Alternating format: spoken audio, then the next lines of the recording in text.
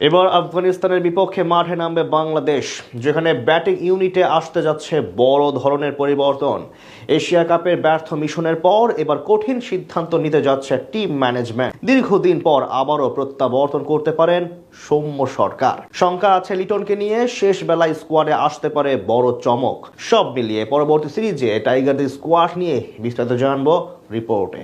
Asia কাপের performance পুরোপুরি মন ভরাতে পারেনি টাইগার ক্রিকেট সমর্থকদের। বিশেষ করে সুপার ফোরের শেষ দুই ম্যাচে বোলাররা পুরো কাজ সহজ করে দিলেও ব্যাটারদের পারফরমেন্স ছিল যা ইচ্ছে তাই, যার সুবাদে আসন্ন আফগানিস্তানের বিপক্ষে টি-20 সিরিজে বেশ কিছু পরিবর্তন এনে ঘুরে দাঁড়ানোর চ্যালেঞ্জ দিবে টাইগার টিম ম্যানেজমেন্ট, যেখানে থাকতে পারে বেশ কিছু বড়সড় চমক। টি-20 ফরম্যাটে ধীরে ধীরে নিজেদের সুদিন ফিরেছে বাংলাদেশের, যদিও চলমান এশিয়া কাপে মোট 6 ম্যাচ খেলে পরাজয় বরণ করেছে 3টিতে। কিন্তু বোলারদের পারফরমেন্স স্বতন্ত্র প্রচেষ্টা দেখিয়ে নজর কেড়েছে অনেকের, পাশাপাশি পাহাড় সমান প্রত্যাশার চাপে হার মেনেও হতাশ করেছে অনেক ক্রিকেটার। দল বিদায় নিলেও মুস্তাফিজ, সাইফ, তাসকিন এই তিনজন নিজেদেরকে নিংড়ে দিয়েছেন। বাকিরা কেন তাদের মতো নন? সুপার ফোর শেষে ব্যর্থতা দিয়ে শেষ করলো বাংলাদেশ। এই এশিয়া কাপে বাংলাদেশের প্রাপ্তির জায়গায় থাকবেন সাইফ, মুস্তাফিজ, তাসকিন, রিশাদরা, কিন্তু বাকিরা নিদারুণ হতাশই করেছেন। অন্যদের সঙ্গে এই তিনের ব্যবধান কোথায়? কেন পারছে না বাংলাদেশ দল? সবকিছু নিয়ে বিস্তারিত থাকছে প্রতিবেদনে। একটা ছোট্ট তুলনা দিয়ে শুরু করি। পাকিস্তানের বিপক্ষে পাওয়ার প্লেতে 3 উইকেট হারায় বাংলাদেশ। এর মাঝে একমাত্র সাইফ হাসানের উইকেটে যৌক্তিকতা পেতে পারে সমর্থকরা। সফট হ্যান্ডে ফ্লিক করতে গিয়েছিলেন, সেটা কানেক্ট করতে না পারায় ক্যাচ হয়েছেন। না, সাইফের ফর্মের জন্য তাকে এগিয়ে রাখা হচ্ছে না, আজকের ইনিংসটাও জাস্টিফাই করা হচ্ছে না, কিন্তু অন্যদের সঙ্গে পার্থক্যটাই তুলে ধরা হচ্ছে। যেখানে হৃদয়, ইমনরা যে শটে আউট হয়েছেন, এত বছর ক্রিকেট খেলার পর এমন কিছুর জন্য তো প্রকাশ্য শাস্তির দরকার তাদের। বড় মঞ্চে বাংলাদেশের বোলারদের প্রশংসা করা হয়, বিশেষ করে ফিজ, তাসকিনদের আলাদা মূল্যায়ন করা হয়। রিশাদ হোসেনকে নিয়েও সেই আলাপটা হয় ইদানিং। কেন হয়? যেটা এই টুর্নামেন্টে প্রমাণ করেন তারা। লঙ্কান সমর্থকরাও বলেন, এক ফিজেই শ্রীলঙ্কার সঙ্গে ব্যবধান হয়ে গিয়েছিল। বাংলাদেশ দলের এশিয়া কাপ অভিযান শেষ হয়ে গেছে আরো 2 দিন আগে। দল দেশে ফেরেনি, এটা আগে থেকে অবশ্য ঠিক করা। বাংলাদেশ যদি এশিয়া কাপের গ্রুপ পর্ব পেরিয়ে সুপার 4 পর্বে যেতে চায়, তাহলে এই টুর্নামেন্ট শেষ করেও দল ইউএইতে থেকে যাবে। কেননা 2 তারিখ থেকে 2রা অক্টোবর থেকে আফগানিস্তানের বিপক্ষে বাংলাদেশের সিরিজ। সো আমরা সুপার 4-এ গিয়েছি, আমরা ফাইনালে যেতে পারিনি, তারপরেও আমাদের টিমটা ইউএইতে এখন থেকে গিয়েছে। আমাদের দলের ক্রিকেটাররা 16 জন ক্রিকেটার যারা এশিয়া কাপের স্কোয়াডে ছিলেন, তারা এখন কি করছেন? ইউএইতে রিল্যাক্স সময় কাটাচ্ছেন। কেউ কেউ পরিবার নিয়ে গিয়েছেন, তাদের সঙ্গে সময় কাটাচ্ছেন, ঘোরাঘুরি করছেন, শপিং করছেন। করুন, আমার এটাতে কোনো আপত্তির জায়গা নেই। ক্রিকেটের মধ্যে তারা ছিলেন, টানা ক্রিকেটের মধ্যে ছিলেন, তখন আবার আরেকটা সিরিজ সামনে আমাদের রয়েছে। এই মাঝখানের সময়টা, রিল্যাক্স সময় কাটানোটা তারা আসলে ডিজার্ভ করেন। এইটা তারা আসলে করতেই পারেন। বৃহস্পতিবার আফগানিস্তানের বিপক্ষে সিরিজের ঠিক আগে নিশ্চিতভাবে আমাদের টিম ম্যানেজমেন্ট যারা রয়েছেন, কোচিং স্টাফ থেকে শুরু করে, তারা আবার টিমকে যখন অনুশীলনে নিয়ে আসা প্রয়োজন, আমাদের স্ট্র্যাটেজিক জায়গাগুলো, আমাদের অনুশীলনের যে ট্রেনিংয়ে যে টুকটাক যে কারেকশনের ব্যাপারগুলো, সেগুলো আসলে তারা করবেনই। আমার যেটা প্রশ্নের জায়গা সেটা হচ্ছে, এশিয়া কাপের পর এই আফগানিস্তানের বিপক্ষে যে টি-20 সিরিজটা আমরা প্রথমে খেলবো, তারপর ওয়ানডে সিরিজ, এই টি-20 সিরিজের জন্য বাংলাদেশের স্কোয়াড কোনটা? এশিয়া কাপে যে 16 জন খেলেছেন, সেই 16 জনে কি আমাদের স্কোয়াড, নাকি আমাদের স্কোয়াডটাতে আফগানিস্তানের বিপক্ষে সিরিজটাতে অন্য একটা স্কোয়াড হবে? অন্য স্কোয়াড মানে তো অন্য 16 জন হবে না, বা অন্য 15 জন হবে না। পরিবর্তনের কিছু জায়গাগুলো আসলে থাকবে কিনা? যদি পরিবর্তনের জায়গাগুলো থাকে, তাহলে সেই ডিসিশনটা 2 দিন পেরিয়ে যাওয়ার পর, আমি যখন এই ভিডিওটা করছি তখন পর্যন্ত সেই ডিসিশনটা নেওয়া হয়নি কেন? যারা এই আফগানিস্তানের বিপক্ষে সিরিজটাতে থাকবেন না, তারা এই ন্যাশনাল টিমে, বাংলাদেশ ক্রিকেট বোর্ডের ন্যাশনাল টিমের সঙ্গে বাংলাদেশ ক্রিকেট বোর্ডের খরচে জায়গা, এই সময়টা যে আসলে থেকে যাচ্ছেন, এইটা আসলে কিভাবে থাকছেন? ক্রিকেটারদের দোষ নেই, ক্রিকেটারদের দায় নেই। বাংলাদেশ ক্রিকেট বোর্ড বা তাদের সিলেকশন প্যানেল এই জায়গাটাতে, এই ইনডিসিশনের জায়গাটাতে রয়েছে কেন, বা ডিসিশনটা আসলে দিতে পারছে না কেন? কি কারণে? নির্বাচন নিয়ে তারা ব্যস্ত, সেই কারণেই বাংলাদেশ ক্রিকেট বোর্ডের সবকিছু থমকে যাবে শুধুমাত্র এই যে এখন একটা নির্বাচন হচ্ছে সেই জন্য? দেখেন, আফগানিস্তানের বিপক্ষে সিরিজের কিছু কিছু জায়গায় ডিসিশন নেওয়ার ডেফিনেটলি রয়েছে। সিলেকশন প্যানেলের সেই ডিসিশন নেয়ার উচিত বলে আমি মনে করি।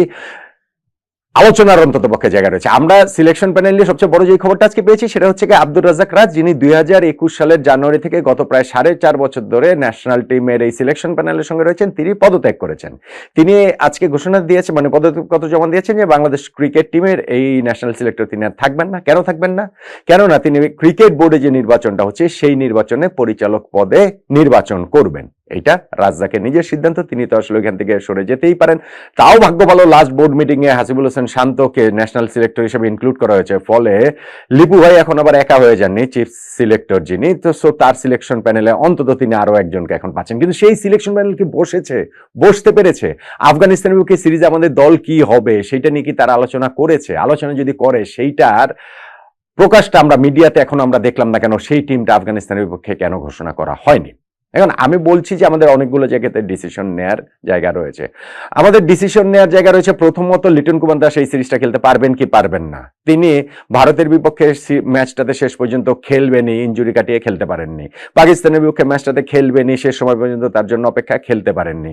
ফলে এখন একটা সময় আছে বটে, আগামী বৃহস্পতিবার থেকে সিরিজটা শুরু হবে, বাট স্টিল লিটন দাসের শারীরিক অবস্থাটা কি, তার ফিটনেসের অবস্থা কি, তিনি খেলতে পারবেন কি পারবেন না, এটা নাম্বার 1 ক্লিয়ার হওয়া উচিত সিলেকশন প্যানেল থেকে শুরু করে সবারই।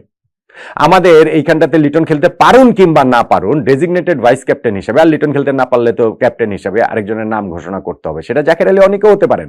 জাকের আলী অনেককে ক্যাপ্টেন্সি দেওয়ার পরে যেটা হয়েছে বা যেই প্রক্রিয়াতে দেওয়া হয়েছে এশিয়া কাপে, সেটা পুরো ব্লান্ডারাস ছিল, কিন্তু সেইটার কারেকশনের জন্য আফগানিস্তানের বিপক্ষে সিরিজে ওই ডিসিশনটাও তো ক্রিকেট বোর্ডের বা সিলেকশন প্যানেলের আগে ভাগে নেওয়ার কথা, নেওয়া উচিত, সেইটাও কিন্তু আমরা এখন পর্যন্ত দেখতে পাইনি।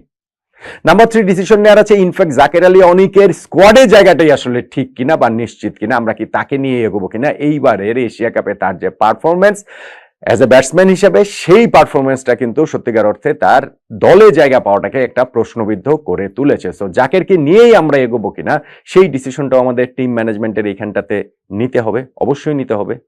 নাম্বার 4, আমরা এইখানটাতে ধরেন আমাদের যে স্কোয়াডটা হয়েছে সেই স্কোয়াডটাতে আমরা কি টপ অর্ডার ব্যাটিং এ, সেটা পারভেজ ইমন, তানজিদ তামিম, সাইফ হাসান খুব ভালো করেছেন, ফলে তাকে তো বাদ দেওয়াই যাবে না। সো এইখানটাতে কি আমরা এই 3 ওপেনারকে নিয়ে এগোবো, নাকি ওপেনিং এর এই জায়গাটাতে আমরা অন্য কাউকে আসলে ট্রাই করব? মানে ইমন আর তানজিদ তামিমকে তো ঘুরে ফিরে খেলা হয়েছে, সো তাদেরকে দিয়ে কি আফগানিস্তানের বিপক্ষে সিরিজটাও কি সেটা করা হবে নাকি হচ্ছে কি অন্য কোনো ওপেনারকে আমরা এই জায়গাটাতে ইনক্লুড করব? ডিসিশন নেওয়ার রয়েছে।